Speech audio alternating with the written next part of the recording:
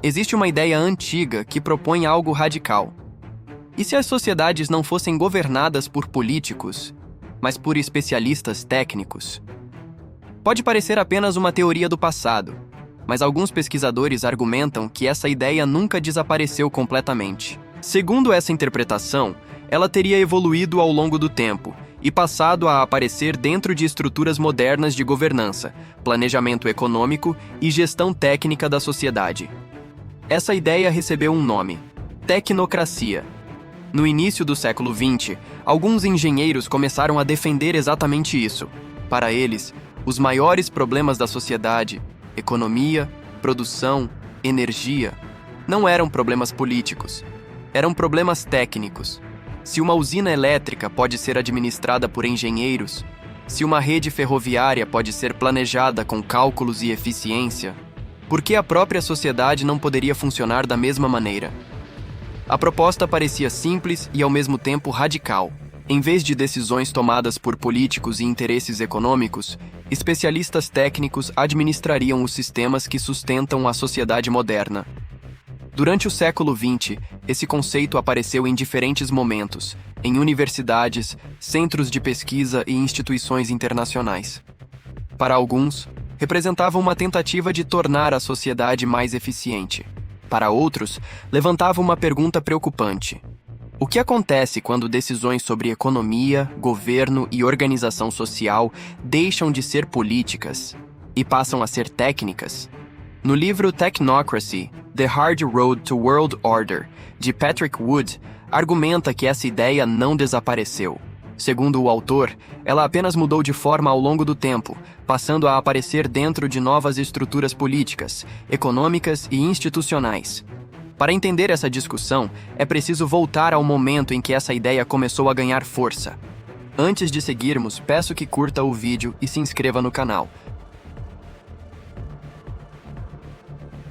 No início do século XX, o mundo industrial parecia avançar com uma velocidade impressionante. Fábricas produziam em escala nunca vista, cidades cresciam rapidamente e novas tecnologias transformavam transporte, comunicação e energia.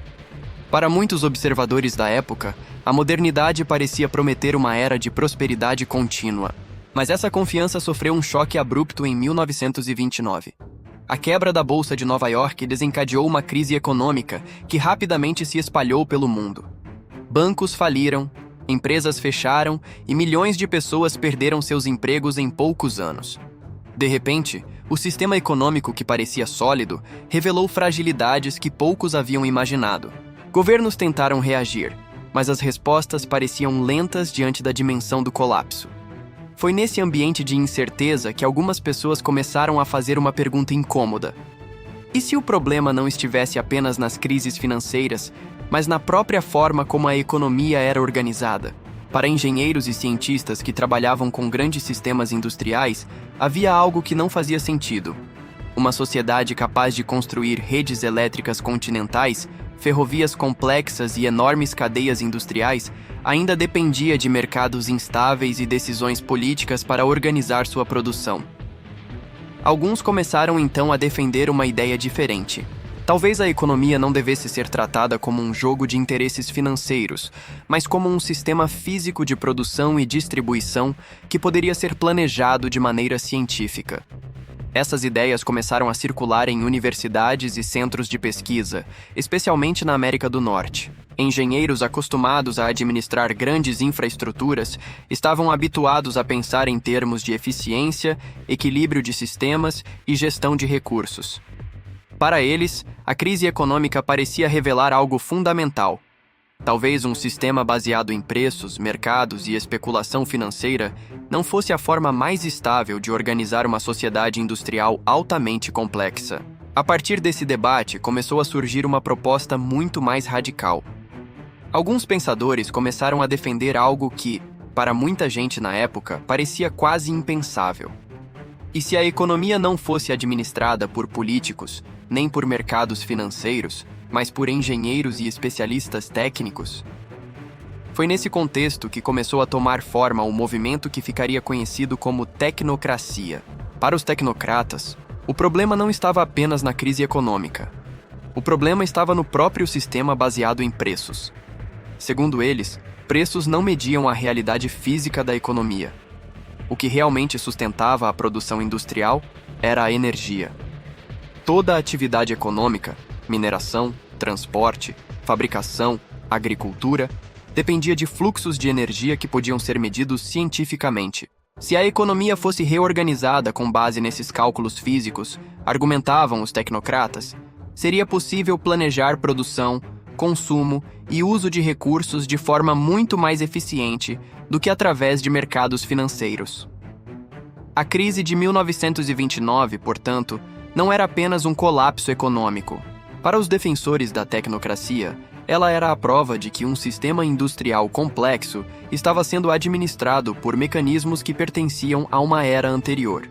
Nesse contexto, alguns defensores da tecnocracia passaram a argumentar que não bastaria reformar o sistema econômico existente, seria necessário substituí-lo completamente. O modelo baseado em preços, mercados e dinheiro seria abandonado e substituído por um sistema de planejamento técnico, administrado por especialistas responsáveis por medir produção, energia e uso de recursos em toda a sociedade. Isso implicava uma mudança profunda na forma como a economia seria organizada. Em vez de decisões distribuídas entre milhões de produtores, consumidores e empresas, a atividade econômica passaria a ser coordenada por sistemas técnicos capazes de monitorar continuamente produção, consumo e disponibilidade de recursos. Essa proposta levantava uma questão fundamental. Quando a economia passa a ser administrada como um sistema técnico centralizado, quem controla o sistema e quem decide como ele deve funcionar? No início dos anos 1930, um grupo de engenheiros e cientistas começou a desenvolver uma proposta que, para a época, parecia extremamente ousada. Eles acreditavam que os problemas da economia moderna não eram essencialmente políticos ou financeiros, eram problemas técnicos. Para esses pensadores, a sociedade industrial funcionava como um grande sistema físico. Energia era extraída, transportada, transformada em produção industrial e distribuída por redes de transporte e infraestrutura. Tudo seguia processos que podiam ser medidos, calculados e analisados. Se grandes sistemas industriais já eram administrados por engenheiros e especialistas, então surgia uma pergunta inevitável. Por que a economia como um todo continuava sendo organizada por mercados financeiros, especulação e decisões políticas? A proposta da tecnocracia partia exatamente dessa dúvida. Os defensores dessa ideia argumentavam que a economia poderia ser reorganizada como um sistema técnico administrado por especialistas. Em vez de depender de preços definidos por mercados, o funcionamento da economia poderia ser calculado a partir da produção e do consumo de energia. Nesse modelo, cada produto e cada serviço seria avaliado pela quantidade de energia necessária para produzi-lo. A produção industrial poderia então ser planejada de forma mais precisa, reduzindo desperdícios e equilibrando o uso de recursos naturais. Essa visão foi registrada em um documento chamado Technocracy Study Course. Nele, a sociedade industrial era descrita como um sistema integrado de produção, consumo e gestão de energia. Dentro desse modelo, especialistas técnicos seriam responsáveis por administrar setores fundamentais da sociedade, como transporte, energia, comunicação, agricultura e infraestrutura. Para os tecnocratas, essa reorganização permitiria construir uma sociedade mais eficiente, capaz de produzir abundância material enquanto controlava melhor o uso de recursos naturais. Para que esse sistema funcionasse, seria necessário algo que até então não existia em escala nacional: um sistema completo de monitoramento da economia. Produção industrial, transporte, consumo de energia e uso de recursos precisariam ser registrados continuamente. Com esses dados, especialistas poderiam calcular com precisão a capacidade produtiva do sistema industrial e ajustar a produção de acordo com os recursos disponíveis. Nesse modelo, a economia deixaria de ser organizada por decisões individuais de mercado e passaria a ser coordenada como um grande sistema técnico, administrado por especialistas responsáveis por manter o equilíbrio entre produção, consumo e disponibilidade de energia. Esse tipo de organização também levantava uma preocupação importante. Para monitorar continuamente produção, consumo e uso de recursos, seria necessário coletar dados detalhados sobre praticamente todas as atividades econômicas da sociedade.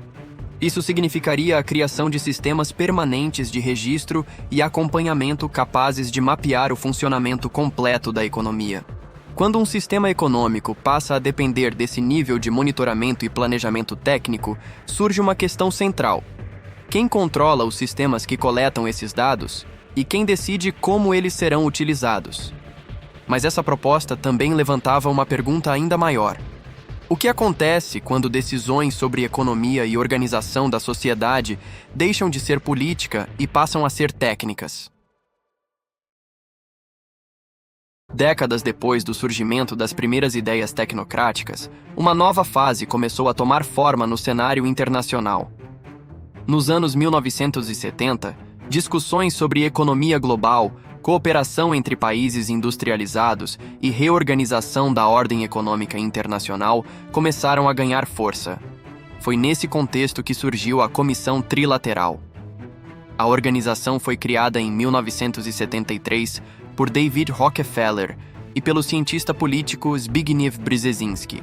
A proposta era reunir líderes de 3 grandes regiões industriais do mundo: América do Norte, Europa Ocidental e Japão, para discutir problemas econômicos e políticos que estavam se tornando cada vez mais globais. A comissão reuniu centenas de membros vindos de diferentes áreas: empresários, acadêmicos, políticos, banqueiros e dirigentes de grandes instituições. A ideia central era promover cooperação entre essas regiões em temas como comércio, estabilidade econômica e relações internacionais. Mas com o passar do tempo, outro detalhe começou a chamar a atenção. Vários membros da comissão começaram a aparecer em posições importantes dentro de governos. Isso se tornou particularmente visível após a eleição presidencial norte-americana de 1976.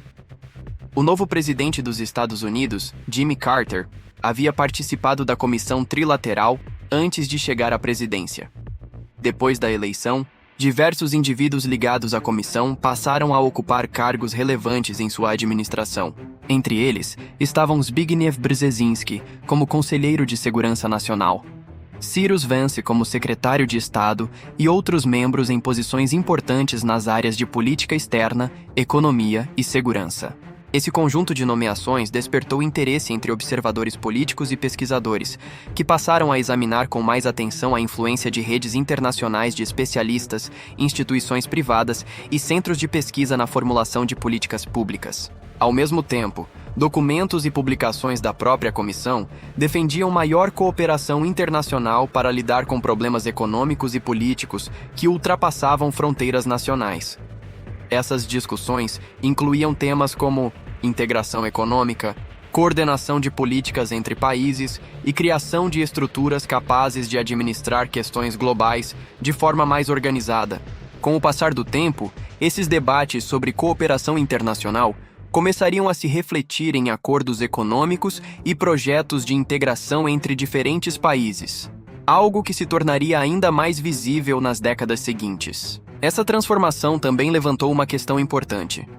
À medida que decisões econômicas e políticas passam a ser discutidas dentro de redes internacionais de especialistas, instituições financeiras e organizações multilaterais, parte do processo de decisão começa a se deslocar para estruturas que operam além das instituições políticas nacionais. Quando políticas públicas passam a ser influenciadas por comissões técnicas, organismos internacionais e grupos de planejamento econômico global, surge um debate inevitável. Até que ponto os processos políticos tradicionais continuam sendo o principal espaço de decisão? E até que ponto essas decisões passam a depender de estruturas técnicas e administrativas que atuam fora do alcance direto do eleitorado? Nas décadas seguintes, um dos caminhos escolhidos por governos e instituições internacionais para lidar com a economia global foi ampliar a integração econômica entre países. À medida que comércio, produção industrial e fluxos financeiros atravessavam cada vez mais fronteiras, muitos líderes políticos passaram a defender acordos capazes de facilitar essa interdependência. Foi nesse contexto que surgiu o NAFTA, o Acordo de Livre Comércio da América do Norte, que entrou em vigor em 1994 e conectou economicamente Estados Unidos, Canadá e México. A promessa era clara: ampliar exportações, estimular investimentos e gerar crescimento econômico através da redução de barreiras comerciais entre os três países. Na prática, empresas passaram a reorganizar suas cadeias produtivas, aproveitando diferenças de custo de produção, mão de obra e infraestrutura em cada região. Mas, com o passar do tempo, começaram a surgir debates sobre os efeitos reais dessa integração econômica. Em vários setores industriais, empresas passaram a transferir partes da produção para regiões onde os custos eram menores. Isso alterou profundamente a geografia da produção industrial na América do Norte. Essas mudanças foram particularmente visíveis em setores como o automotivo e o manufatureiro. Fábricas e linhas de montagem começaram a ser redistribuídas entre os três países, enquanto cadeias produtivas se tornavam cada vez mais integradas. Ao mesmo tempo, alguns analistas passaram a levantar uma hipótese. E se acordos comerciais como o NAFTA fossem apenas o primeiro passo de algo maior? Dentro desse debate, começou a aparecer a ideia de uma integração mais profunda entre os países da América do Norte. Entre os nomes frequentemente associados a essas discussões estava o acadêmico Robert A. Pastor, que defendia a criação de estruturas permanentes de cooperação entre Estados Unidos, Canadá e México.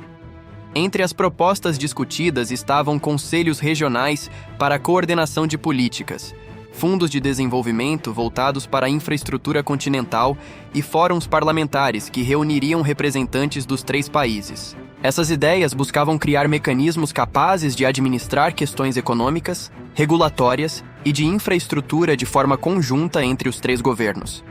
Embora muitas dessas propostas tenham permanecido no campo acadêmico e institucional, elas refletiam uma tendência mais ampla: a formação gradual de estruturas internacionais destinadas a coordenar decisões econômicas em um mundo cada vez mais interconectado. Essa tendência também levanta uma questão importante. Quando acordos econômicos começam a evoluir para estruturas permanentes de coordenação regional, parte das decisões sobre comércio, regulamentação e infraestrutura pode passar a ser discutida em níveis institucionais que ultrapassam as estruturas políticas nacionais. À medida que esses mecanismos de integração se aprofundam, surge um debate inevitável. Até que ponto essas estruturas representam apenas cooperação entre países? E até que ponto podem evoluir para formas mais amplas de governança regional, capazes de influenciar decisões econômicas e políticas em escala continental? No início da década de 1990, um novo conjunto de ideias começou a ganhar força nas discussões internacionais sobre economia e desenvolvimento. O foco passou a se concentrar cada vez mais na relação entre crescimento econômico, uso de recursos naturais e impactos ambientais. Em 1992, representantes de mais de 170 países se reuniram no Rio de Janeiro para a Conferência das Nações Unidas sobre Meio Ambiente e Desenvolvimento, um encontro que ficaria conhecido como a Cúpula da Terra. Dessa conferência, surgiu um documento extenso chamado Agenda 21. O texto apresentava um conjunto de diretrizes destinadas a orientar governos e instituições na implementação do que passou a ser chamado de desenvolvimento sustentável. A ideia central era promover crescimento econômico sem comprometer a capacidade das futuras gerações de utilizar os recursos naturais do planeta. A Agenda 21 abordava uma ampla variedade de temas. Entre eles estavam gestão de recursos naturais, planejamento urbano, agricultura, educação ambiental e padrões de produção e consumo. Ao mesmo tempo, organizações ligadas ao sistema das Nações Unidas começaram a discutir com mais intensidade a ideia de uma economia verde. Nesse modelo, políticas econômicas seriam direcionadas para reduzir impactos ambientais, incentivar tecnologias consideradas sustentáveis e reorganizar sistemas produtivos para utilizar recursos de forma mais eficiente. Essas propostas defendiam mudanças estruturais em vários setores da economia: infraestrutura, energia, indústria, agricultura e planejamento urbano passaram a ser discutidos dentro de uma lógica de sustentabilidade e uso eficiente de recursos. Instituições internacionais, agências governamentais e organizações não governamentais começaram então a participar desse processo, promovendo programas destinados a incorporar princípios de sustentabilidade em políticas públicas e planejamento econômico. Dentro desse debate, conceitos como eficiência energética, gestão de recursos naturais e planejamento de longo prazo passaram a ocupar posição central nas discussões sobre desenvolvimento global. A partir desse momento, questões ambientais deixaram de ser tratadas apenas como temas isolados de conservação. Elas passaram a ser integradas diretamente às estratégias econômicas e políticas adotadas por diferentes países. Esse movimento abriu espaço para diversas iniciativas internacionais voltadas à coordenação de políticas relacionadas a clima, energia, biodiversidade e uso de recursos naturais. Para alguns observadores, esse processo representava uma tentativa necessária de lidar com desafios ambientais globais. Para outros, levantava novas questões sobre como decisões econômicas e políticas poderiam ser coordenadas em escala internacional. Independentemente das interpretações, a agenda ambiental passou a ocupar um lugar permanente no centro das discussões sobre o futuro da economia mundial. Outro ponto importante dessas discussões estava relacionado ao papel da educação. Documentos ligados à Agenda 21 defendiam que sistemas educacionais deveriam ajudar a formar valores, atitudes e comportamentos compatíveis com os objetivos do desenvolvimento sustentável. Isso significava que educação, conscientização pública e treinamento profissional passariam a ser vistos como ferramentas estratégicas para orientar a maneira como sociedades pensam sobre consumo, uso de recursos naturais e organização econômica. Essa proposta também abriu um debate importante. Até que ponto programas educacionais voltados para a sustentabilidade representam apenas conscientização ambiental? E até que ponto podem influenciar a formação de valores sociais e prioridades econômicas em escala global? À medida que novas ideias sobre economia e gestão de recursos começaram a se espalhar, outra discussão passou a ganhar espaço: a forma como os governos deveriam funcionar em sociedades cada vez mais complexas. Durante grande parte da história moderna, o funcionamento do governo seguiu um modelo relativamente claro. Cidades, estados e países eram administrados por representantes eleitos, leis aprovadas por parlamentos e instituições responsáveis por aplicar essas leis. Esse modelo se baseava em fronteiras geográficas e em processos políticos. Cada região administrava seus próprios sistemas de infraestrutura, educação, saúde e serviços públicos dentro de seus limites territoriais. Mas com o avanço das sociedades industriais e tecnológicas, alguns pensadores começaram a levantar uma questão diferente. Muitas decisões públicas estavam se tornando cada vez mais técnicas. Questões como energia, transporte, telecomunicações, infraestrutura e gestão de recursos naturais exigiam conhecimento especializado e planejamento de longo prazo. Em vários casos, essas decisões dependiam menos de disputas políticas e mais de cálculos, dados e análise técnica. Esse tipo de pensamento começou a influenciar debates sobre administração pública. Nos anos 1990, por exemplo, surgiram propostas de reforma administrativa que defendiam tornar governos mais eficientes e orientados por resultados. Uma das obras que ganhou destaque nesse período foi o livro Reinventing Government, que propunha mudanças profundas na forma como instituições públicas operavam. A ideia central era aproximar a administração pública de modelos organizacionais usados no setor empresarial. Nesse modelo, o foco passaria a ser eficiência, desempenho e gestão estratégica. Esse tipo de abordagem também passou a enfatizar o papel de especialistas técnicos dentro da administração pública, além de incentivar o uso de dados, métricas e sistemas de monitoramento para orientar políticas públicas. Ao mesmo tempo, governos começaram a utilizar cada vez mais regulações administrativas, normas técnicas e agências especializadas para implementar políticas em diferentes setores. Essa mudança refletia uma tendência mais ampla. Sociedades modernas estavam se tornando sistemas extremamente complexos, dependentes de redes de energia, transporte, telecomunicações, finanças e tecnologia que exigiam gestão altamente especializada. Com o avanço da tecnologia e da capacidade de processamento de dados, governos também passaram a utilizar ferramentas digitais para monitorar infraestrutura, serviços públicos e fluxos econômicos em escala cada vez maior. Assim, a administração pública começou gradualmente a incorporar práticas de planejamento técnico, análise de dados e gestão sistêmica que antes estavam mais associadas a áreas científicas e industriais. Esse processo abriu um novo tipo de debate. Em sociedades cada vez mais complexas, qual deve ser o equilíbrio entre decisões técnicas e decisões políticas? À medida que sistemas administrativos se tornam mais dependentes de especialistas, dados e modelos técnicos de gestão, surge também uma preocupação recorrente. Quando decisões públicas passam a ser guiadas principalmente por estruturas técnicas e burocráticas, qual é o espaço real para debate político e participação democrática? Esse é um dos pontos centrais levantados por críticos da tecnocracia.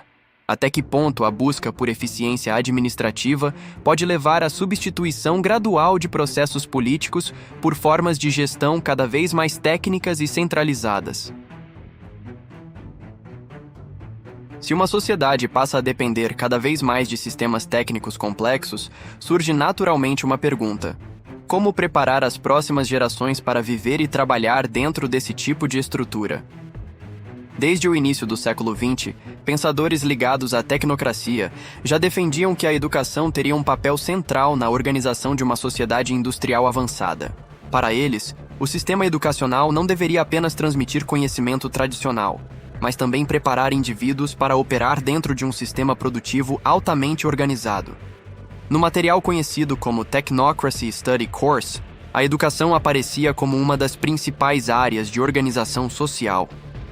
A formação da população deveria ser estruturada de maneira sistemática para desenvolver habilidades compatíveis com as necessidades da sociedade industrial.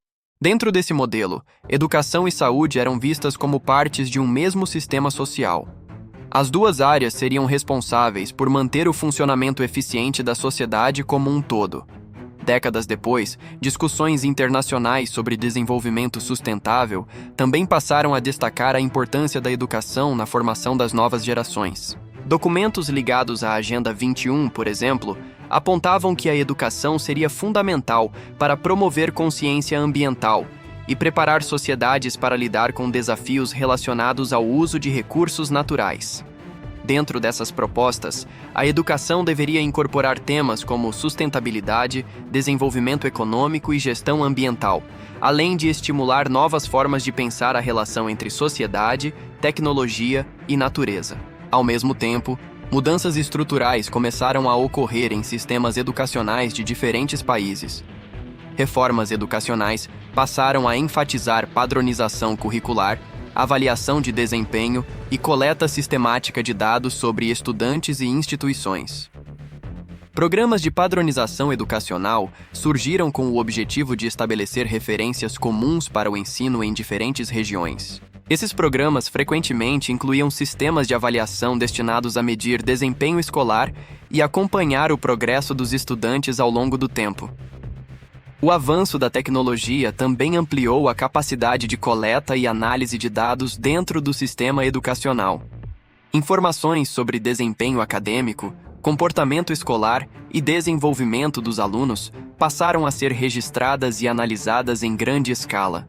Para alguns analistas, essas mudanças representavam uma tentativa de melhorar a eficiência do sistema educacional e preparar melhor a população para um mundo cada vez mais tecnológico. Para outros, levantavam preocupações sobre até que ponto sistemas educacionais poderiam se tornar instrumentos de padronização social e controle institucional. Independentemente da interpretação, a educação passou a ocupar um lugar central nas discussões sobre como preparar sociedades para enfrentar transformações tecnológicas, econômicas e ambientais no século XXI. Dentro da visão tecnocrática original, educação e saúde eram consideradas parte de uma mesma estrutura social destinada a manter o funcionamento eficiente da sociedade.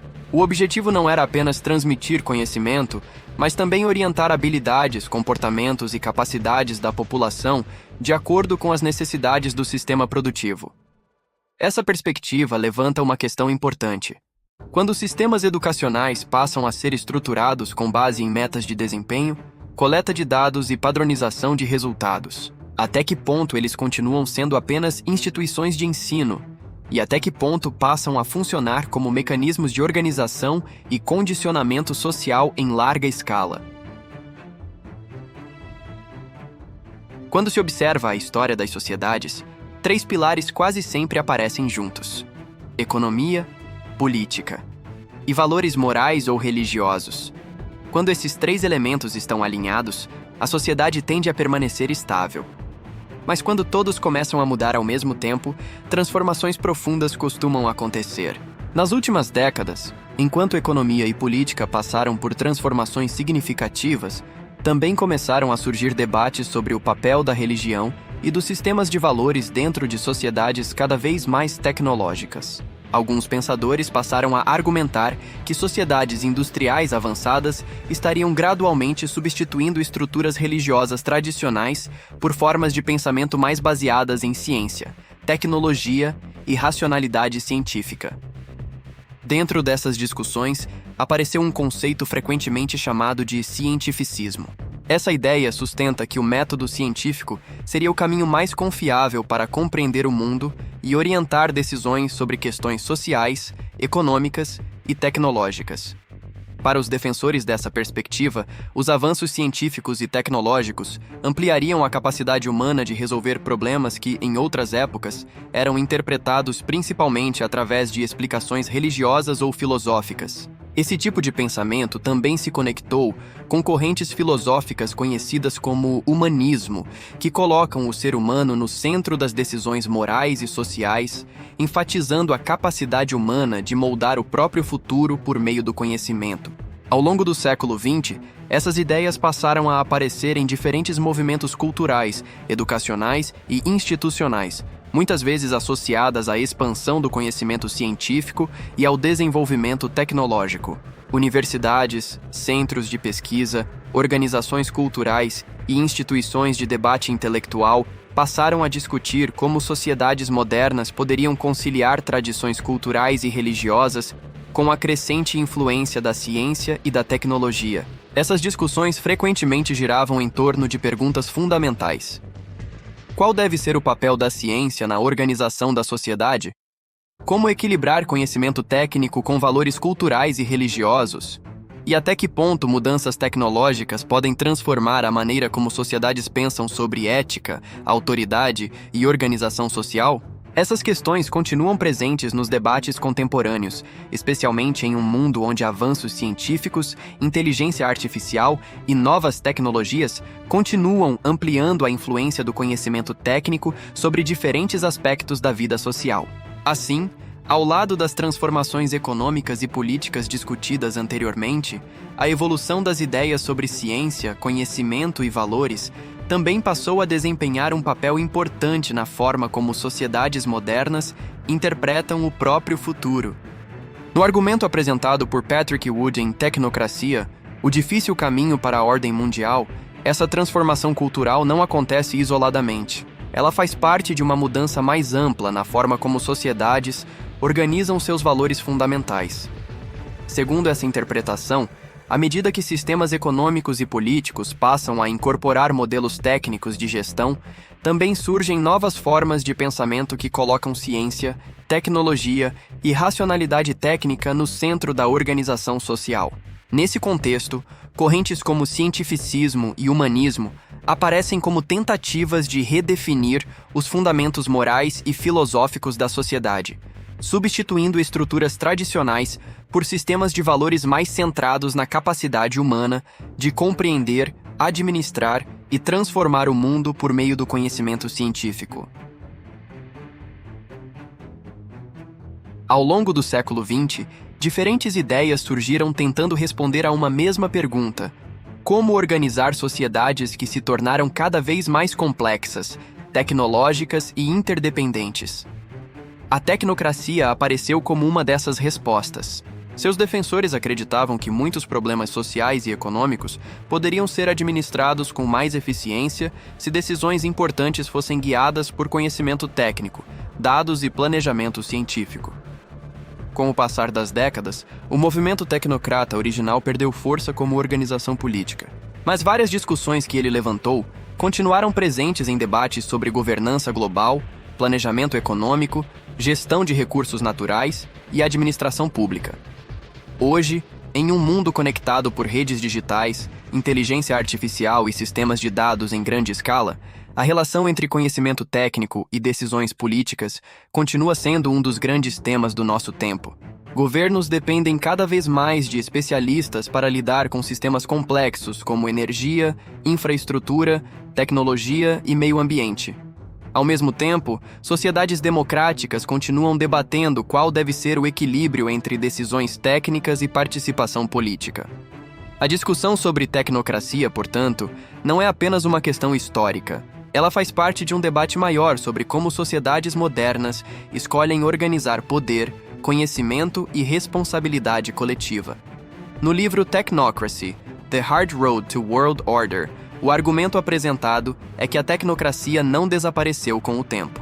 Segundo essa interpretação, ela teria evoluído e passado a se manifestar através de novas estruturas institucionais, redes de governança internacional e sistemas administrativos cada vez mais baseados em dados, planejamento técnico e coordenação global.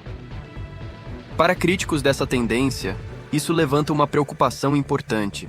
À medida que decisões sociais e econômicas passam a ser guiadas por especialistas, modelos técnicos e grandes sistemas de dados, surge a pergunta sobre qual será o papel das instituições políticas tradicionais e da participação democrática nesse processo.